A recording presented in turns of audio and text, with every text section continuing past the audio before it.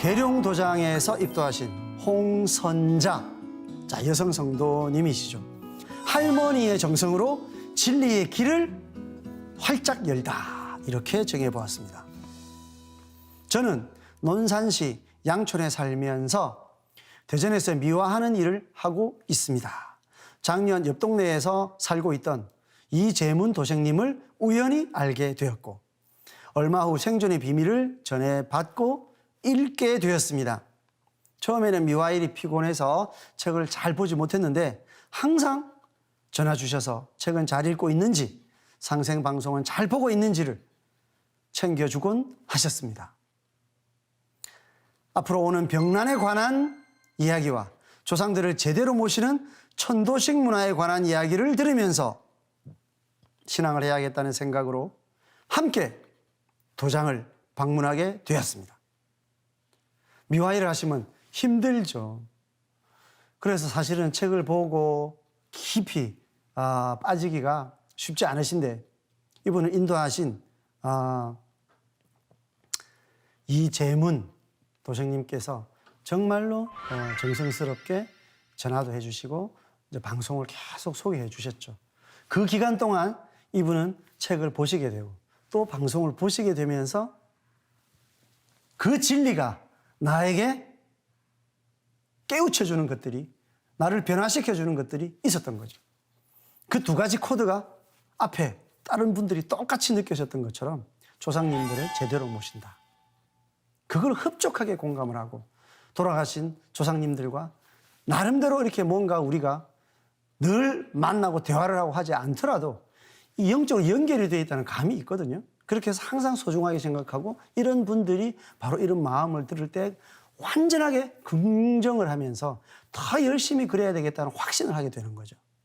그러면서 그 내용을 자세하게 일러줄 수 있는 그 진리에 대해서 고마움을 느끼게 되는 것입니다. 그리고 또 하나, 병난에 관한 이야기잖아요.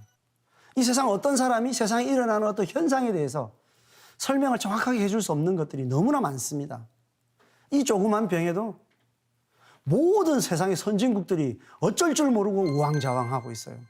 조금 극복했나 싶으면 지금 계속 변이가 일어나면서 대응하는 것도 계속 이렇게 크게 요동을 치고 있거든요.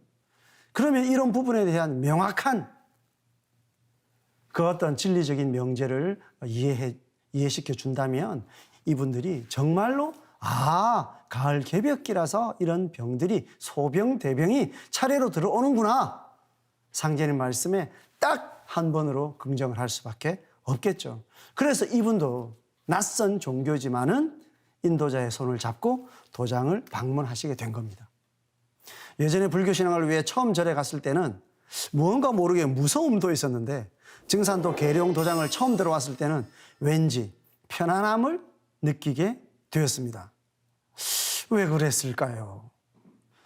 불교가 훨씬 더, 사실 삼국 시대 때부터 우리나라에 불교가 들어왔기 때문에 사실상 우리 그 민족 종교랑 다름이 없거든요. 생활 속에서 팽배해 있다. 그런데 절에 가면 뭔가 낯설고, 증산도 도장에 왔는데 오히려 더 편안하더라. 이유가 있겠죠. 다음에 나옵니다.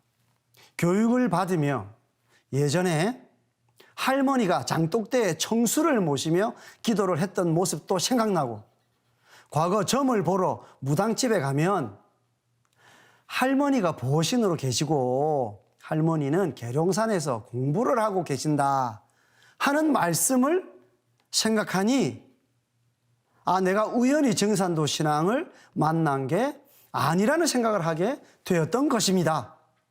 해답이 나왔죠. 많은 분들이 지금 이런 사례를 이야기하잖아요. 어렸을 때부터 어린 나이에 이렇게 보니까 할머님이 그 참 찬 물을 신새벽에 이렇게 모시고 장독대에 놓고 참 한숨이라도 더 자고 싶은데 그 새벽에 밥을 지으시면서도 1시간, 2시간 이렇게 비손을 하면서 기도를 하는 그 모습을 어린 나이에서는 그걸 참 감동적으로 본다는 거죠. 그래서 불교도 훨씬 우리에게 가까워 보이지만요, 사실 우리가 불교가 오기 이전에 우리는 종교라는 게 없었습니까?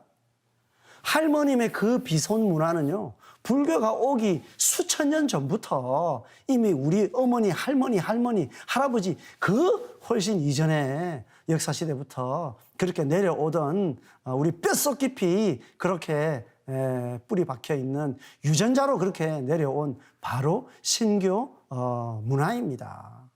그렇기 때문에 이분은 할머님을 통해서 그런 문화 이식을 새롭게 받은 것이죠.